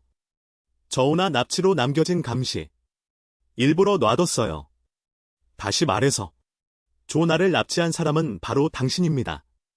그리고 그의 마지막 살인자. 말을 하던 그가 갑자기 변했다. 나의 모습으로 변신. 이거 보고 웃었는데. 손을 살짝 사용해 보세요. 그러자 그는 손에 묶인 밧줄을 끊었습니다. 고개를 돌려내 뒤에서 나를 에스코트하는 사람을 바라봤다. 이제 명확하게 들리죠? 나는 그 남자가 천천히 마스크와 모자를 벗는 것을 보았다. 닝킹쇼의 얼굴을 정면으로 바라보기. 송샤오에는 즉시 당황했다. 킹쇼가 다급하게 말했습니다. 당신은 내 설명을 듣고. 이모님은 안전하세요. 전에는 그냥 농담이었어. 닝킹쇼는 그에게 계속할 기회를 주지 않았습니다. 온몸에 영적인 에너지를 발산. 그는 차갑게 말했다. 이모를 넘겨주세요. 그렇지 않으면 나는 당신의 송가족과 결코 끝나지 않을 것입니다. 송세원이 아무리 어리석더라도 그는 여전히 자신이 속았다는 것을 알고 있습니다. 나는 그가 얼마나 화가 났는지 보았다. 크게 웃다. 당신이 솔선해서 그런 말을 했을 뿐입니다. 나는 당신이 너무 멍청하다고 말할 수 있습니다. 닝킹쇼는 고개를 돌려 나를 바라보았습니다. 지금 떠나셔도 됩니다. 나는 이미 조 가족에게 알렸습니다. 지금은 당신 같은 평범한 사람들이 개입할 때가 아니다. 상대방은 불멸을 키울 수 있는 수단을 가진 사람이다. 나에 대한 닝킹쇼의 관심. 하지만 송샤오에는 극도로 화를 냈습니다. 그는 즉시 두 승려에게 다음과 같이 명령했다. 그 자리에서 나를 죽여라. 닝킹쇼가 즉시 내 앞에 섰습니다. 이로 인해 두 승려는 즉시 퇴각했습니다. 송시에원은 우울한 얼굴로 대요 닝킹쇼를 위협했습니다. 내 이모 준하를 내가 아직 잡고 있다는 걸 잊지 마. 내가 한 통의 전화로 언제든 그녀를 구할 수 있어. 네가 밤을 지킬 거냐 아니면 내 이모를 지킬 거냐. 이 때문에 닝청서가 두 가지 선택 사이에서 고민하게 되었다. 이 광경을 본 나는 휴대폰을 꺼냈다. 닝청서에게 말했다. 너는 걱정할 필요 없어. 준하를 내가 구해냈어. 송소문도 휴대폰을 꺼내 확인했다. 하지만 예상치 못한 일이 벌어졌다. 그의 휴대폰에는 이미 준하의 모습이 없었다. 사실 15분 전에 송소문의 대역이 배신했다. 준하를 안전한 곳으로 옮겼다. 닝청서는 복잡한 표정으로 나를 돌아보았다. 그는 내가 평범한 사람이라는 걸 예상하지 못했다. 내가 쉽게 그녀를 구해낼 줄은 몰랐던 것이다. 송소문은 이제야 상황을 깨닫고 분노했다. 부하들에게 나에게 다시 달려들라고 명령했다. 닝청서가 내 앞에 서는 순간 나무 그늘이 어두웠다. 보라색 그림자가 그의 사지를 묶었다. 두 승려가 그를 지나 나를 향해 달려왔다. 하지만 그들은 예상치 못한 일이 벌어졌다. 내 모습이 번쩍이며 그대로 사라져버렸다. 다음 순간 나는 한 손으로 마른 승려의 머리를 눌렀다. 동시에 한 발로 뚱뚱한 승려의 얼굴을 걷어찼다. 단 한 번의 교환으로 두 사람은 무너졌다. 이 광경은 닝청서를 경악하게 했다. 송소문도 옆에서 크게 놀랐다. 닝청서는 이제야 상황을 깨달았다. 내가 사실 수련자라는 걸 예상하지 못했다. 내 몸 주위로 연기가 돌고 있었다. 나는 송소문을 차갑게 바라보았다. 나는 너와 만나기를 기다려왔다. 나를 감옥에 넣게 한, 정문초에게 나를 공격하라고 시킨, 내 친구를 납치한, 내 개를 다치게 한, 처음부터 너는 마치 파리처럼 내 주변에서 계속 윙윙거렸어. 나는 이미 이 파리를 죽이고 싶었어. 업데이트 되었습니다. 닝청서는 마음 한구석에 죄책감을 느꼈다. 평범한 나를 수련자들의 다툼에 휘말리게 한 걸 후회했다. 그는 멀지 않은 송소문에게 소리쳤다. 이 일과 밤은 관계없어. 우리 사이의 문제는 우리끼리 해결하자. 송소문은 분노로 폭발했다. 이제 와서. 생각지도 못했어.宁청설은 오히려 쓰레기를 보호하려 하다니. 그는 이를 갈며 분노에 차서 외쳤다. 내 놈은 죽어 마땅하다. 그를 조종하겠다며. 등 뒤에서 그림자가 나를 향해 달려들었다. 이 광경을 본宁청설은 크게 놀라며 그는 급히 외치며 나를 피하라고 했다. 그러나 이미 늦었다. 내가 서 있던 곳에서 갑자기 폭발이 일어났다. 연기 속에서.宁청설은 놀라며 나는 오히려 무사했다. 발로 가볍게 밟았을 뿐인데 그 공격해온 그림자는 내 주변의 연기로 즉시 산산조각이 났다.宁청설의 사지를 묶고 있던 그림자마저 연기처럼 사라져 버렸다. 이 광경을 본 송소문은 더욱 놀랐다. 그는 수선자다. 일제의 권력 한 번. 평범한 사람에게 전혀 효과가 없었다. 나는 그를 비웃으며 웃었다. 수선 일제가 강하다고 비웃으며 나는 내 수선 이제의 길을 숨김없이 내뿜었다. 내 옆에 있던宁청설은 가장 선명하게 느꼈다. 그는 오히려 내 기가 송소문보다 훨씬 강함을 느꼈다. 나는 조금도 주저하지 않았다. 구영을 펼쳤다. 유령처럼 송소문을 향해 달려갔다. 발로 차며. 송소문은 크게 넘어지며. 그러나 송소문도 보통이 아니었다. 그는 전신에서 연기를 내뿜었다. 항상 여러 개의 그림자를 가지고 있었다. 그의 뒤에 천천히 나타났다. 그 그림자는 2개의 큰 손을 뻗으며 팔이 치듯 나를 향해 강하게 내려쳤다. 나는 양팔을 벌려 쉽게 그 공격을 막았다. 그러나 송소문은 기회를 틈타 내 발 아래 땅속으로 손을 넣으며 땅이 부드럽게 변하기 시작했다. 내 다리도 점점 땅속으로 빠지기 시작했다. 나는 갑자기 힘을 내며 그 2개의 큰 손을 한 번에 산산조각 냈다. 이어서 나는 오른손으로 주먹을 쥐며 힘을 모았다. 그리고 강력한 일격을 땅에 내질렀다. 쿵 하는 큰 소리가 울리며 발 아래 땅이 순식간에 갈라졌다. 입가에 비웃는 미소가 스쳤다. 갈라진 땅에서 손을 빼냈다. 손에는 전기에서 만들어진 벌레가 잡혀 있었다. 원래 송소문의 인법은 그의 몸 안에 기생하고 있었다. 숙주의 전기를 흡수하며 사는 영수였군. 손을 조금만 쓰자 벌레를 터뜨렸다. 이로 인해 송소문은 다시 큰 피해를 입었다. 그는 땅에 엎드려 있었다. 몸은 계속 떨렸다. 송소문은 여전히 포기하지 않았다. 내 놈은 가족에서 쫓겨난 쓰레기일 뿐이야. 날 죽일 수 없어. 나는 송가 사람이다. 내 증조할아버지가 누군지 알아. 그는 진정한 은둔고수야. 날 죽이면 넌 죽어. 그의 무능한 분노를 무시했다. 천천히 그에게 다가갔다. 그 순간 그는 완전히 당황했다. 급히 빌었다. 연말아 날 놓아줘. 내 목숨을 살려줄게. 내가 잘못했어 안 그래? 나는 더 이상 말하지 않았다. 주먹에 두꺼운 전기가 감겼다. 그의 얼굴에 주먹을 강하게 날렸다. 그 주먹은 위력이 대단했다. 땅에까지 큰 구덩이가 생겼다. 내 눈은 숨도 끊긴 송소문을 차갑게 노려보았다. 차갑게 말했다. 잘 가. 내 이 결단력 있는 행동. 옆에 정청설도 등골이 오싹해졌다. 그가 정신을 차리자 조용히 말했다. 고마워. 난 내가 평범한 사람이라고 생각했어. 알고 보니 무지한 건 나였어. 나는 몸을 숙였다. 송소문의 손가락에 있는 반지를 향해 손을 뻗었다. 그가 나를 찾아오지 않아도 나는 그를 놓치지 않을 거야. 게다가 내가 원하는 것도 얻었지? 정청설이 내 뒤에 조용히 물었다. 왜? 내가 이렇게 강력한 힘을 가졌으면서도 옆가에서 쫓겨난 거야. 네가 보여주기만 했으면 옆가의 가주 자리도 할 수 있었을 텐데. 물론 나는 고개를 돌려 그를 한번 바라보았다. 차갑게 말했다. 그건? 이제 나는 이 가문과 아무 관계도 없어. 그리고 지금 나는 강하지 않아. 3번째 경지에 오르기 전에는 변화가 없어. 문어는 마음속으로 맹세했다.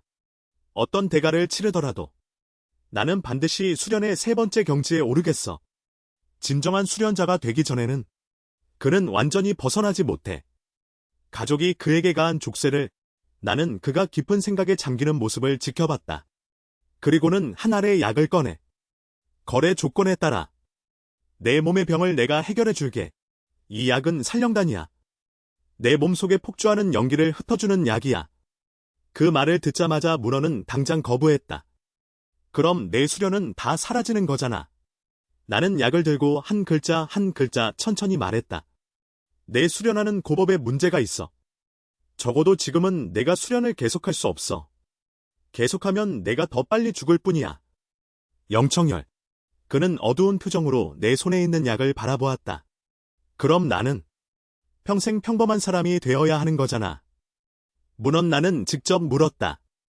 진정한 수련 방법을 배우고 싶니?